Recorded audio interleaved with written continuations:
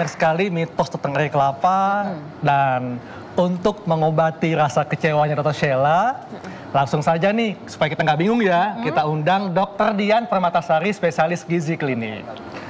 Aduh, siang dok, silakan duduk dok. Selamat siang. Iya. Dok, mau nanya nih dok, aku abis browsing-browsing terus lihat manfaat dari air kelapa. Nah, ini katanya konon banyak atlet dan selebritis yang beralih mengkonsumsi air kelapa untuk menggantikan cairan tubuh. Sementara kandungan elektrolitnya yakni mampu menjaga kilau pada kulit. Dan selebritinya ini ada seperti Matthew McConaughey, terus ada Demi Moore, ada vokalis Red Hot Chili Peppers, Anthony Kiedis, serta Madonna yang dilaporkan sudah menginvestasikan sekian juta dolar di perusahaan air kelapa. Itu gimana dok? Ya, memang air kelapa itu ternyata manfaatnya banyak sekali untuk kesehatan tubuh. Ya, salah satunya dia mengandung berbagai macam vitamin mineral, kemudian juga ada antioksidannya, kemudian tentunya sebagian besar memang air, tapi ada gula, vitamin, mineral, dan lain sebagainya. Iya dok, air kelapa ini kan dia ada yang kelapa muda ya dan kelapa sudah matang. Nah, sama nggak dok manfaat kelapa muda sama kelapa yang sudah matang? Oke, dari sisi airnya ya, memang kalau misalnya kelapanya yang belum matang itu kira-kira sekitar 5 atau 6 bulan kelapa itu airnya masih banyak ya, tapi begitu dia makin tua tentunya airnya semakin sedikit. Sedangkan kita mencari manfaat dari air kelapanya itu sendiri. Buah kelapanya pun ada manfaat, tapi kan sekarang dari air kelapanya ya itu manfaatnya yang banyak. Oke, nah kalau aku kan sering banget nih minum air kelapa dan juga es kelapa gitu. Tapi minum es kelapa itu aku biasanya pakai gula cair yang putih atau gula merah. Nah itu khasiatnya masih ada nggak sih kalau dicampurin gula atau harus murni? Nah itu dia. Tadi saya dengar ada air kelapa untuk menurunkan berat badan. Nah itu. Nah bagaimana cara? Ditahan dulu dong. Ini kita bisa langsung menjawab pertanyaannya Mbak Ayu ya. Jadi ternyata mitos air kelapa tuh banyak dan salah satunya adalah yang pertama, air kelapa bisa membantu menjaga kekebalan tubuh. Nah, ini benar nggak dok?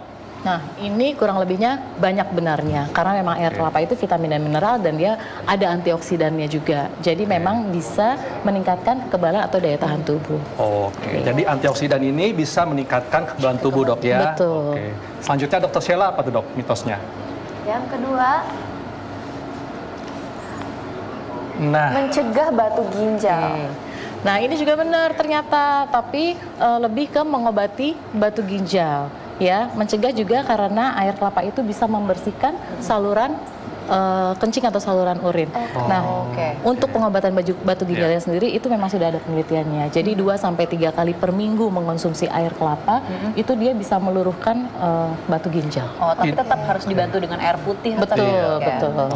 Yang ketiga, memulihkan rasa pusing setelah mabuk. Nah, ini nih biasanya kalau di luar negeri ya, kalau habis pesta, kemudian minum alkohol, nah dia biasanya dicampur dengan air kelapa. Katanya bisa mengurangi rasa mabuk. Nah, ini mungkin benar, kurang lebihnya seperti detoksifikasi ya.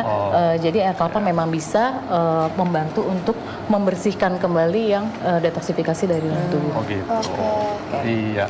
Selanjutnya apa nih dok Sheila?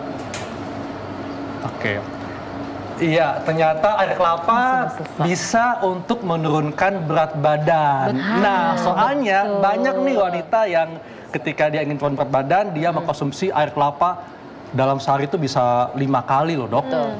Nah, bagaimana cara mengonsumsinya supaya dia bisa menurunkan berat badan? Tentunya ya air kelapanya tidak menggunakan gula, tidak menggunakan sirup. Jadi benar-benar yang alami air kelapa murni. Karena memang dia kandungan lemaknya sangat sedikit, proteinnya juga sangat sedikit. Tapi kan tetap ada gulanya, tapi gulanya gula-gula yang alami dari kelapa itu sendiri.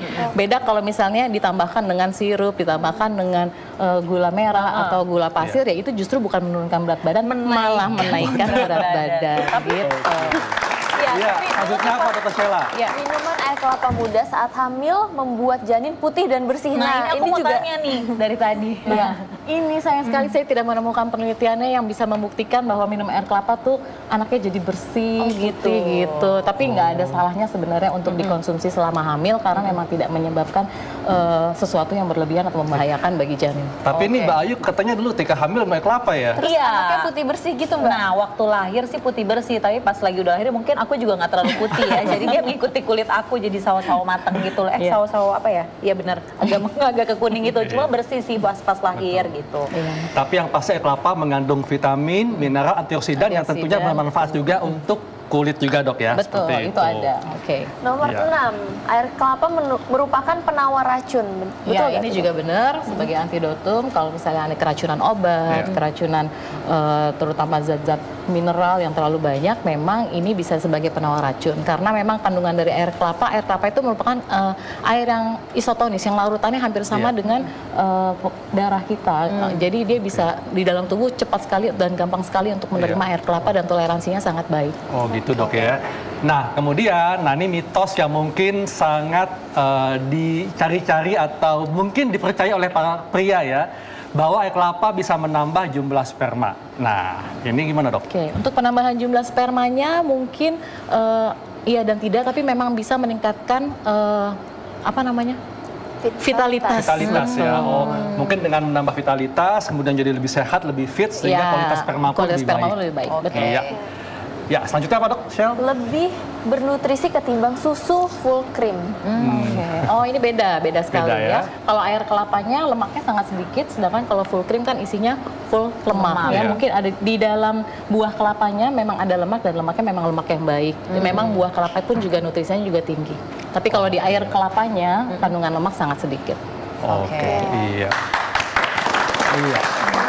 Jadi dari mitos-mitos tadi ada sebagian yang memang benar dok ya. Nah selanjutnya kita akan bicara tentang fakta air kelapa. Dan fakta air kelapa tadi dokter bilang bahwa mengandung vitamin dan mineral antioksidan. Artinya dalam sehari atau dalam seminggu berapa kali kita boleh berkonsumsi air kelapa? Oke, mungkin sehari sekali ya, sebagai sesekali pengganti air putih juga boleh diminum 1 gelas per hari. Atau dalam satu buah kelapa itu kira-kira kurang lebih sekitar 300 ml ya, kurang lebih 1 gelas ya. Itu setiap hari ya dok? Setiap hari sekali lah. Setiap hari 1 kali.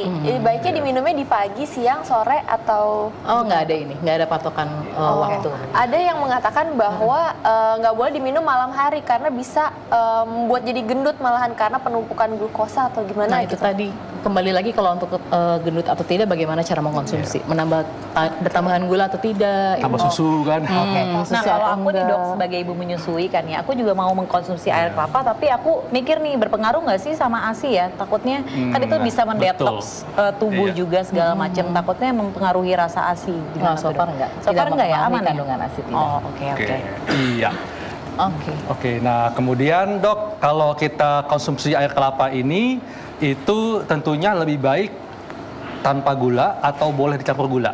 Tanpa gula. Yang paling alami adalah tanpa gula. Karena kan dari dalam air kelapa sendiri itu sudah mengandung gula kan? Iya, ada betul glukosa, ada sukrosa, betul. Dan itu alami dari buahnya itu sendiri.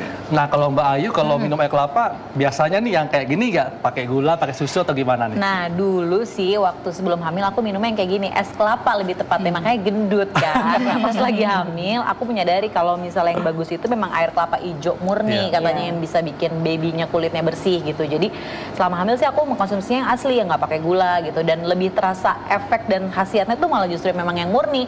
Jadi sekarang aku kalau minum kelapa pun nggak pakai gula. Oke. Iya. Penonton di sini suka kelapa nggak?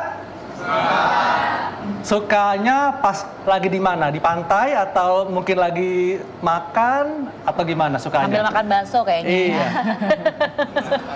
Nah, ini seru banget ya. Penonton di sini suka air kelapa dan tentunya yang di rumah pun juga suka kelapa. Dan buktinya kita lihat di sini ada pertanyaan yang masuk di Facebook kita tentang air kelapa. Kita lihat tayangannya berikut ini.